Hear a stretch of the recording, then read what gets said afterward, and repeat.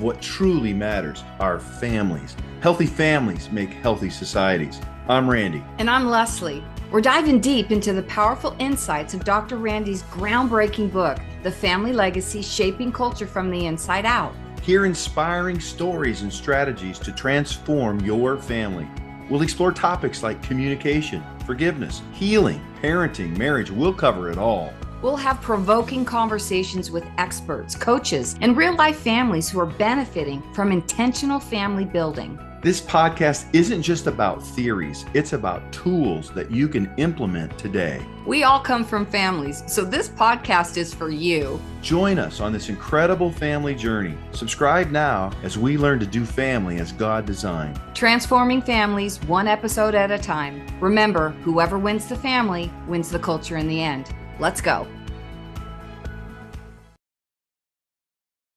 Hi again. Welcome to Transforming Families with Randy and Leslie. I am Randy. I am Leslie. And we're glad to have you with us today. We are so excited to have some really good friends and great people. You know, you just come across people in your life where you just connect and you never disconnect. However many miles or however long is it in between communicating or whatever, you just know that you're going to pick right up where you left off in the level of friendship and intimacy. And that's this couple.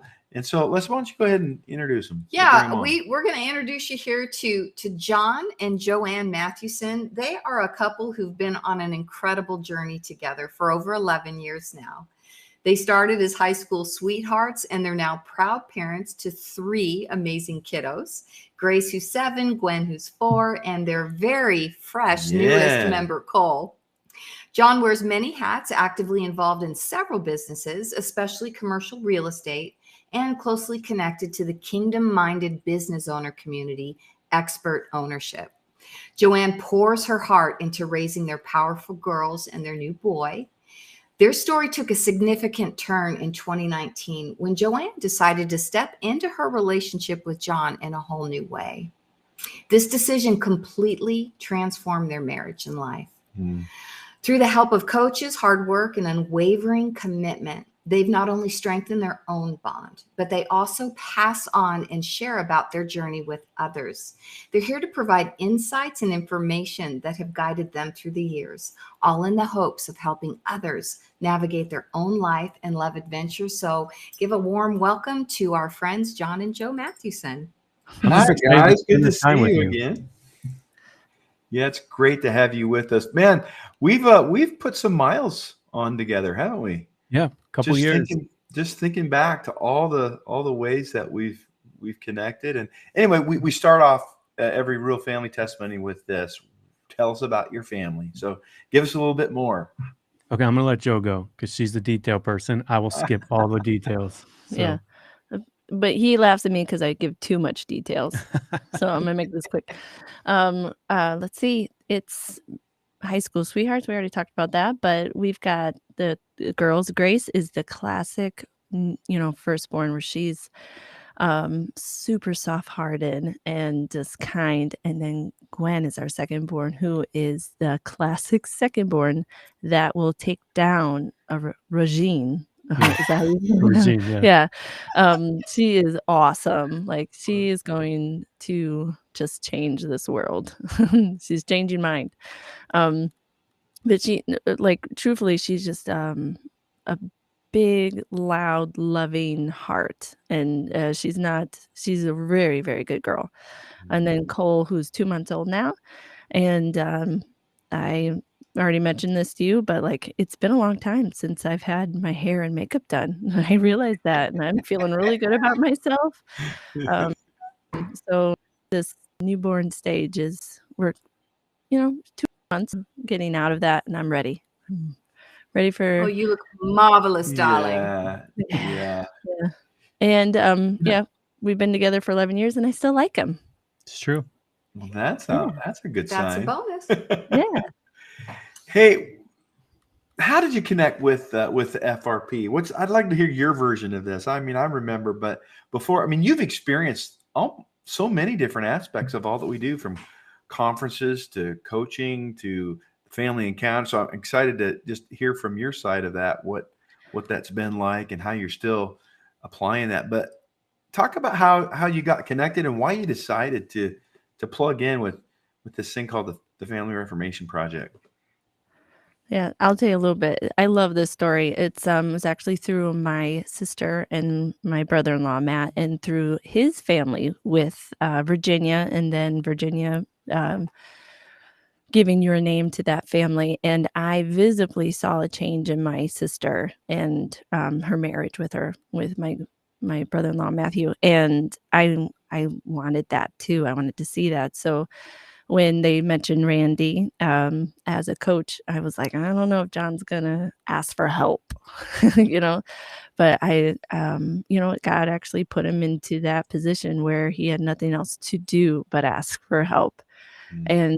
And God put it together that it was that time that I gave Randy's name to John, and he actually looked it up and called you. I was so surprised. Yeah, it was Um, a certain time in business, how there was a certain decision I had to make, and that's what the information I was looking for, and never really found a coach. I never really searched one out either. But then looked up Randy. We had a phone conversation, and immediately from the phone conversation, there was a lot of synergy and just relatability part. And so, like any coach would do, I got this decision I'm going to make, right? And the first thing he says, okay, well, how do you make decisions, or what's your decision matrix? And I said, I don't know what that is. And said, okay, I remember that.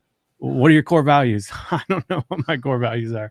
So we went all the way back to ground zero, and really, that was around the 2019 period that really helped us establish who we were and where we were going to go. And so I remember we have it outlined, but it was shortly after that we ended up together out in California That's at right. a coach approach together.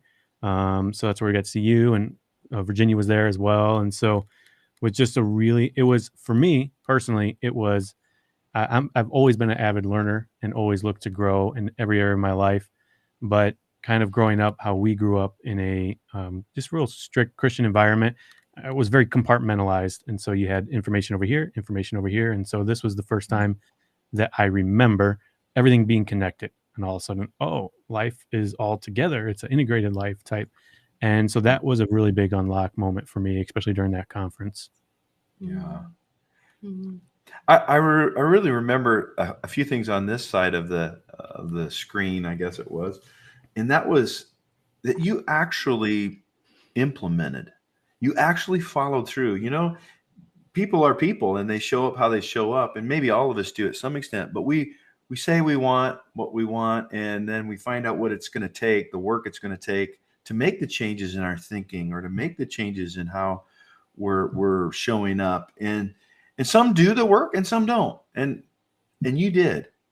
And I always respected that. I knew that was just, your character and your nature. Yeah. Yeah.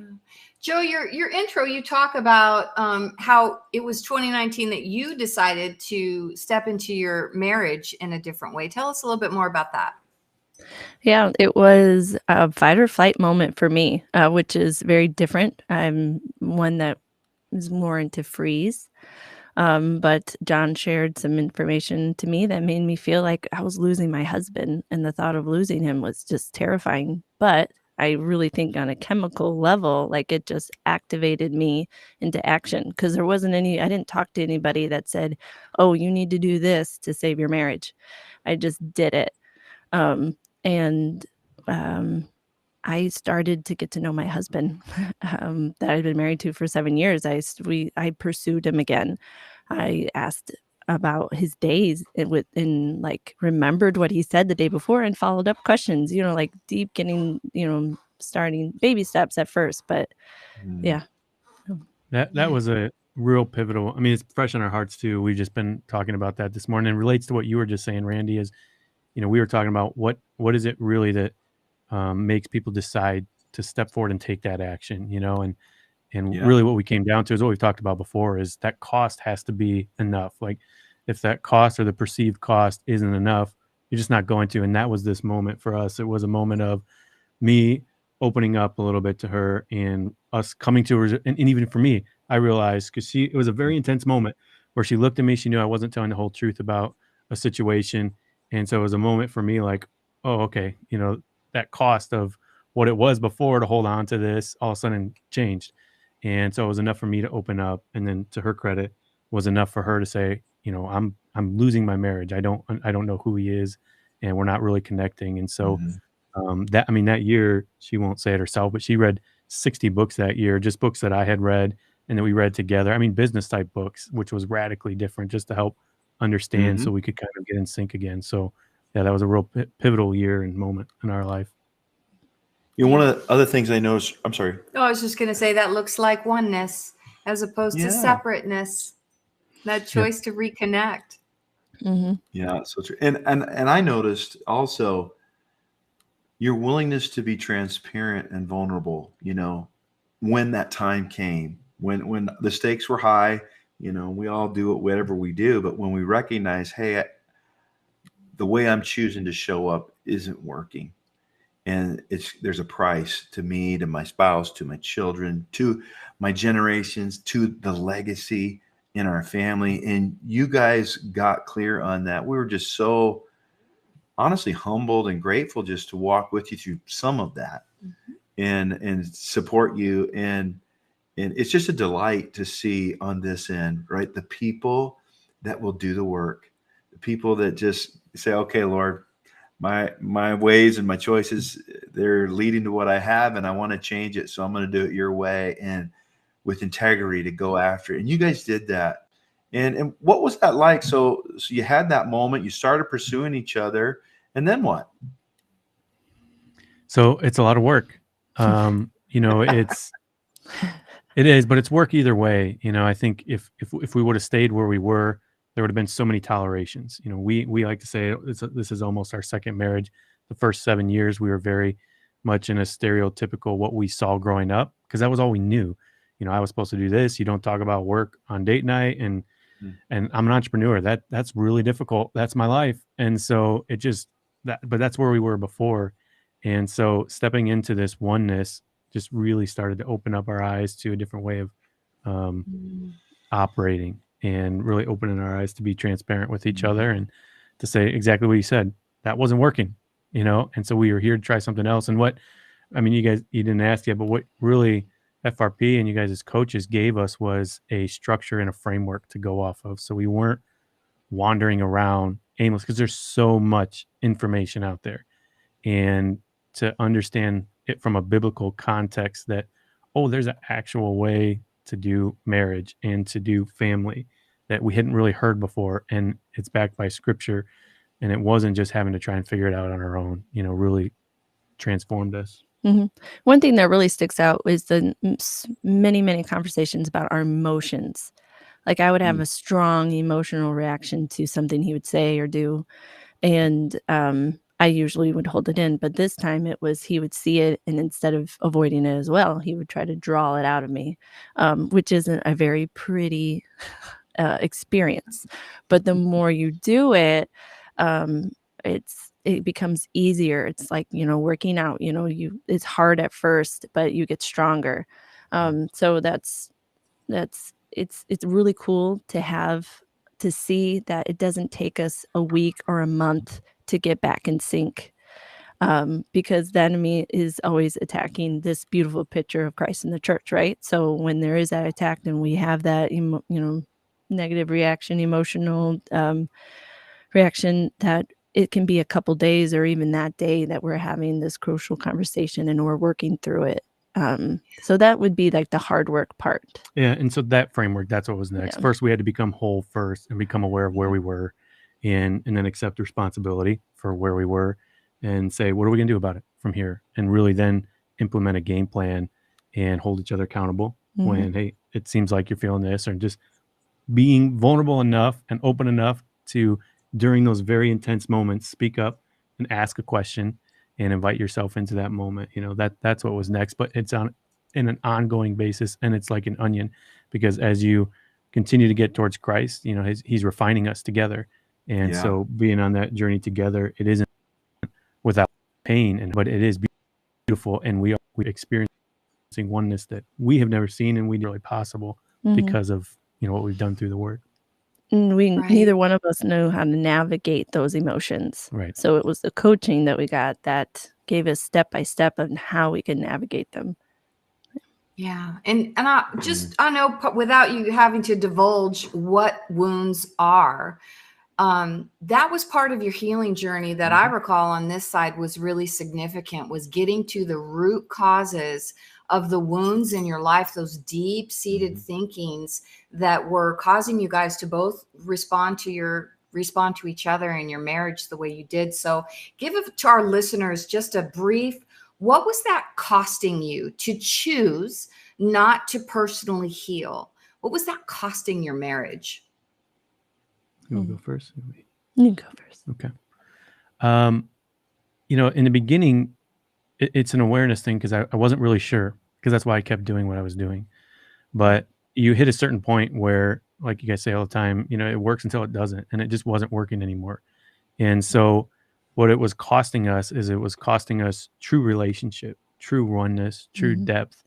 And we really didn't know each other. And when you don't have that full intimacy and you're holding back, you're not showing up as your full self, in you're reserving part of you. And so, that was our marriage. There were parts of my life that, and I don't mind going into it, but there were parts of my life that I held back from our marriage. And so how could we ever have oneness if I'm not showing up as my full self to this marriage? And so it was that moment, specifically 2019 was that moment of opening up and saying, hey, I'm struggling with pornography here, and having that conversation of both of us working through that together. And then again, it's a pattern that you just have to stay in, because we're human and we do make mistakes, and there are more. But if you can learn that pattern in the framework, you'll know how to get through the next thing, because it's the same pattern that you can use to get out of it, same tool that you can use to get out of it. Yeah. Very similar, just was keeping us from experiencing that oneness that God created. And I've never loved the phrase of your soulmate. I'm like, there's no soulmate out there. Those you have to work hard to get to, and you build and you make that soulmate. So like that's what we were missing, that connection that you have with your soulmate. And it wasn't because they're out there somewhere. No, he's right here. You gotta make it. Yeah. And there is more. I think a lot of it was we only knew what we knew. So if you've never really experienced, if you're married, and that's what we're talking about now, if you've never really experienced oneness in marriage, then it's hard to know that that's available to you. But it is. And that longing for more, and whatever your vices that you're going to, it's really a pull for more, for your unity with you and your spouse and the Holy Spirit and Christ to become one. So, don't diminish it. Just don't fill it. That's what we had to learn. Don't fill it with other things. Yeah. And you can, and that will give you a radically different experience than just the short temporal things that you fill it with. So good. We remember that coaching journey. I can remember, Leslie getting done talking with you, JoAnn, and she come, oh, I'm so proud of her. This is God's doing so. And I can remember, saying, I just got with John. I know God's doing it. They're doing the work, because it's not a mystery. It's not like it's, oh gosh, I have no idea how to fix this. Actually, we do know. God gave a design for marriage. And we talk about this in our unified marriage coaching and conferences and stuff, is that there's a way by his design to be one in spirit and one in mind, one in emotion, one in body, one in will. And when we surrender, it isn't hard. Leslie's hashtag, it's not hard. What that just freaks people out. But it is hard until we surrender, right? When we surrender and say, okay, I'm going to do this your way. It's the shortcut. Then all of a sudden it becomes easy, and it works when you work it. So we're going to come back right after this little break, and we're just going to talk, because right from there, you guys were like, you're like amazing brand ambassadors. And you're like, well, if some of that's good, maybe some more is better. And you just came alongside us and helped us, establish things. And we're going to talk about that when we get back. But right now, give a listen to this ad. We'll be right back. Are you struggling with parenting, unsure of how to raise your children in today's world? Has your marriage lost its spark and intimacy? Has your family drifted apart and lost connection? Do you feel it's too late for you? Do you want more for your family? Our team of trained and certified family coaches will guide your family on a journey of healing, growth, discovery, and transformation, all based on Dr. Randall Bixby's best-selling book, The Family Legacy: Shaping Culture from the Inside Out. Working with a family coach helped us move past a major obstacle we'd previously been stuck in for far too long in our marriage. The family coach I worked with coached me through the crushing realities of inconsolable grief, and I came away with priceless healing and freedom. Having a family coach helped us to problem solve our kids' various behavioral challenges. This continues to be a godsend. They always seem to help us find a way. Our coaches will meet you right where you're at and help you learn practical strategies to shape your children's character, rebuild your marriage, and leave a lasting legacy. Isn't it time to prioritize your family? If not now, when? Click the link below to schedule your free 30-minute consult with a family coach today. Hi, we're back. Randy and Leslie here, Transforming Families with John and JoAnn Mathewson. That's where you guys started, right? In that coaching role. But even as I'm watching that ad, if you notice some of the video, you were responsible for that. You came right on. And I'm one of the many skills and hats, gifts you have is around that video production. And I saw that drone footage, and you brought the crew out and filmed one of our conferences. And it was so great that you did that and helped us. But beyond that, you also had us come in to do what we call the Family Legacy Encounter with the Mathewson family. So tell us about what caused you to decide to do that and what the outcome of that was for your family. Sure. So this was, I don't know, probably 2 or 3 years after kind of knowing you guys and coaching with you and going to different events. And so even having you guys in for certain businesses and workshops that we had, right. Because what we knew when we started going through this is that there is a way to do things. There is a way to have relationships with other people, to manage them, to hold people accountable. And you're right, it isn't hard. There is a systematic way to do it. And some of it takes us out of our comfort zone, but there's a way to do it. And so we knew that just like any family out there, there are deep wounds that can come with family, because when we were talking about this maybe last week, when you're with somebody for so long and you spend so much time together, it opens you up to being at each other at different states, different heightened emotions, and different mistakes. We're human. None of us are perfect. We make mistakes, and sometimes they're generational. We fall into patterns, whatever it is. And a lot of times our family members are the ones they're the recipients of us lashing out or saying something.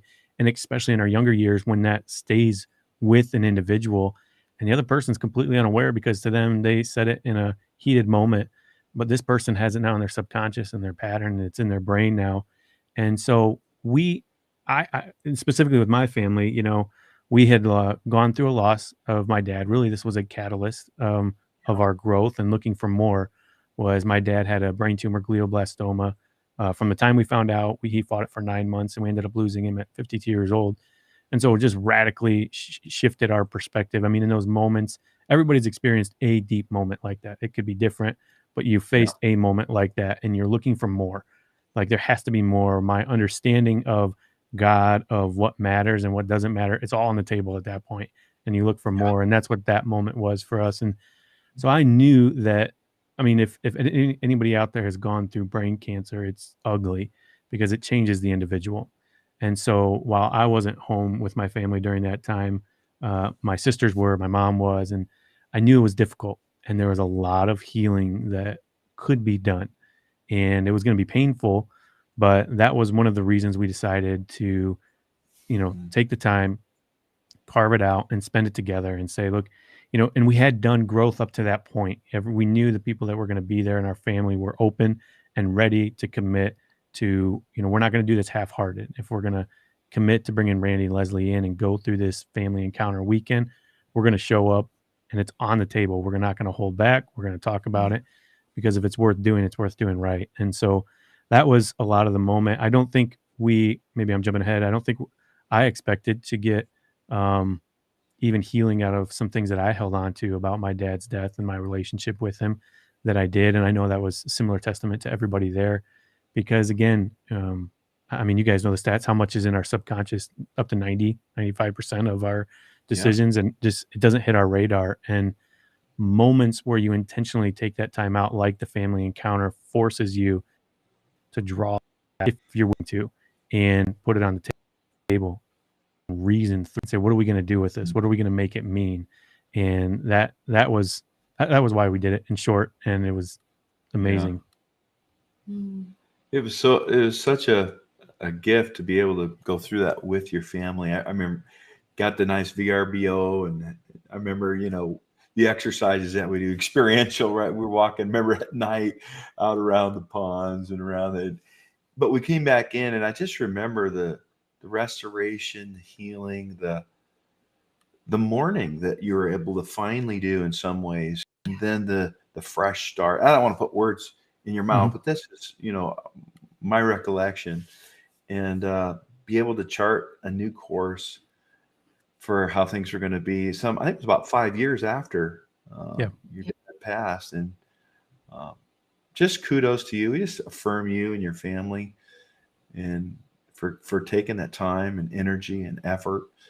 And talk to us just for a minute. We got a few minutes left. How are you continuing to use the tools in your family? Like, what value do you guys get from the FRP tools? Yeah, I mean, it's in our daily lives. So specifically, really after that family encounter, I mean, the one we used the most is the identity tool, and we use that all the time with our girls.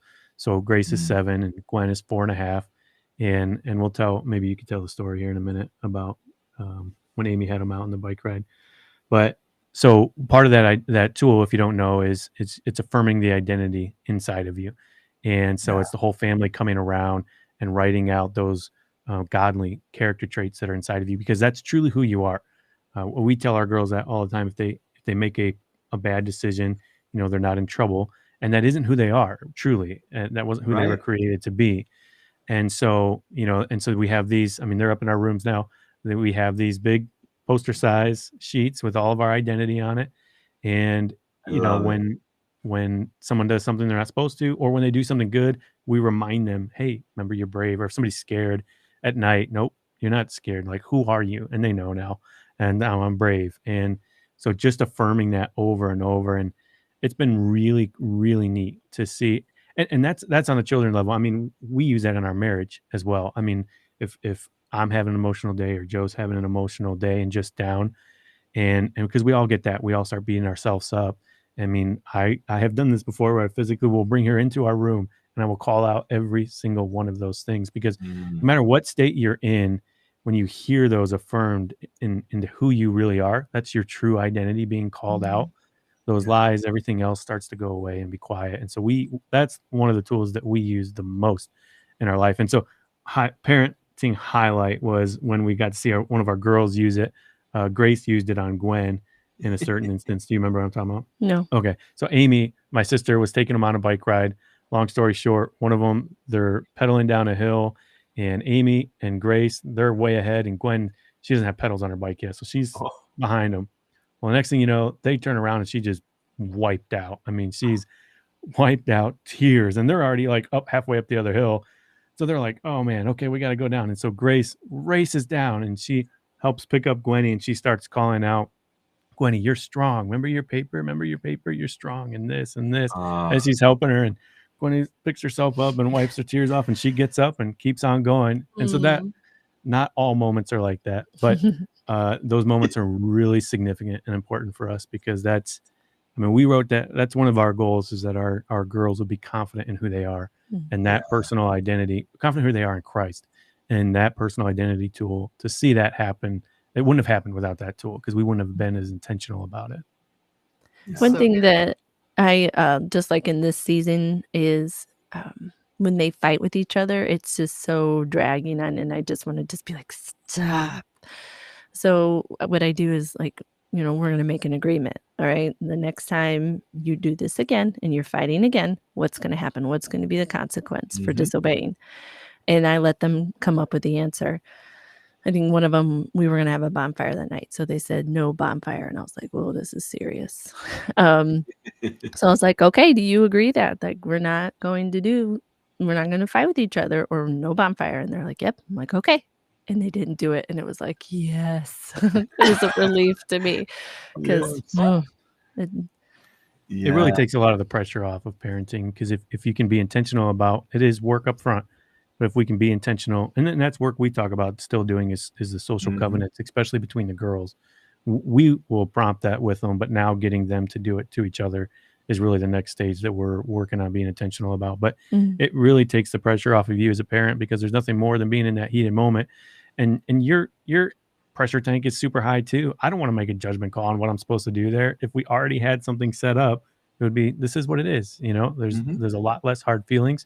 We both agreed to it, and it's going to be what it is. And I didn't tell you the story yet, but their agreement is that if someone is playing with, if Grace is playing with Gwen's toy, instead of Gwen screaming, "That's mine," and all this craziness, their agreement that they came up with themselves is that, I don't know why, but the first step was to go up to their bed and just like calm down and think. We're like, okay, we're not going to change it. We're going to let it happen. So what happened is Grace was asking for her toy back. Gwen wouldn't give it back. And of course they go straight to me because I'm the referee. And I was like, we've talked about this. What's your agreement? So Grace is just like, oh. So she runs upstairs, and Gwen with the toy just goes, like throws it. She's like, she knows the agreement. She knows what she's about to, not throws it, but like she was just like, man, like, so Grace came back down and the toy was there ready for her to play with. And I was like, a little rough around the edges, but we're getting there. Oh my gosh, that you gave them the choice. You're teaching them even at these tender ages to self-govern and decide for themselves what should happen, and then follow through. Like that is raising up children that are powerful. And it has a generational effect, right? I was saying in one of our earlier episodes that I had a professor, and he said, we go with what we know. That's why we need to be transformed. So, that's for all of us. Where do you go to family school? Or how do you learn to do family? Well, the family you experienced. And, you make your own choices, whether you like that or want to do something different. But really, you're teaching your children how to self-govern and lead themselves and resolve conflict and communicate and make agreements and keep them. And you've done it in a way that now they're taking that forward. So when they think about, as a mom, how do I teach my kids to get along, share toys, or whatever that happens to be, they have an experience to draw on because mom and dad taught them. We're so proud of you guys, so grateful to be on the journey with you, and so thankful that you're our people. When we look out there, we're like, Mathewsons, they're our people. We so appreciate you. I've got your contact info on the bottom here. What is it that if people wanted to reach out to you for some help, some assistance, what are the ways that you guys can really, really help them? Yeah, I think number one, if you have any questions about what we talked about, if you've gone through something similar, please email us. I mean, one thing we've committed to is that we don't want to pattern what we've seen as being open and transparent and vulnerable. I mean, we're in the process of writing our story out and it being a book, so it's out there because we don't really believe in taboo subjects. We want to be open. We've experienced her just like you guys have. Really, it's a model that we've seen from our coaches because we've experienced your hurt, but we've got to be the benefit of your learning through that. And I feel so fortunate with the people that are in my life because I've got to have their 40, 50, 60 years condensed down into just a year. I get to get all that learning. And so we're always open to doing the same. We do a podcast some as well. I think it's John and Joe on the platforms, but feel free to email us out. We are open and committed to helping others walk through it. Even if you don't know what the next steps are and you don't know what is possible. We often say on our podcast, we don't have it all figured out, but we've made a lot of mistakes and we've learned ways out. And that's what we're working on patterning. And so we always have committed to being an open book and working through it with others. Awesome. Yeah. Thank you guys. Go ahead, Joe. No, I'm just going to say sometimes somebody just needs someone to listen to all the things that's going on in their head. So I'm definitely there to be an open ear. and to pray for the individual when they need it, and to share, if the Holy Spirit does gift me with anything to share with them, that I would do that for them if they asked. I think one of the big things that you guys share is hope. Yeah. Same thing with us. Like when you've been through it and truly overcame it with God's help, then you actually have something to offer other people. Yeah. And with authority. And you guys had that. And what you give is hope. Mm-hmm. So if you need some hope, you need some encouragement, and any host of a number of other things, John and JoAnn Mathewson are amazing people. Hope you reach out to them. Thanks, guys, for being on the show. Anything else? Nope. Any final words, guys? No, your family is important. It matters. And Randy and Leslie have really given you the tools to be able to be intentional about it. It's worth it. If you don't have a plan for your family, get one and start being intentional, because they matter. Amen. Thanks, guys. Remember, whoever wins the family wins the culture in the end. See you next time. And that wraps up another inspiring episode of Transforming Families with Randy and Leslie. We hope that today's conversation has left you feeling empowered and equipped to take action. Remember, transforming families begins with transforming ourselves. Let's be intentional, loving, and persevere. You're not alone. We're right here with you. We believe Proverbs 24:3. Wise people are builders. They build families, businesses, and communities. Through intelligence and insight, their enterprises are established and endure. Thanks for joining us today. We encourage you to stay connected with us on social media, join our email list, and learn more about our resources and classes at the Family School by visiting thefamilyreformationproject.com. Remember to subscribe, share with your loved ones, and spread the word about transforming families. We'll see you on our next episode. And remember, whoever wins the family wins the culture in the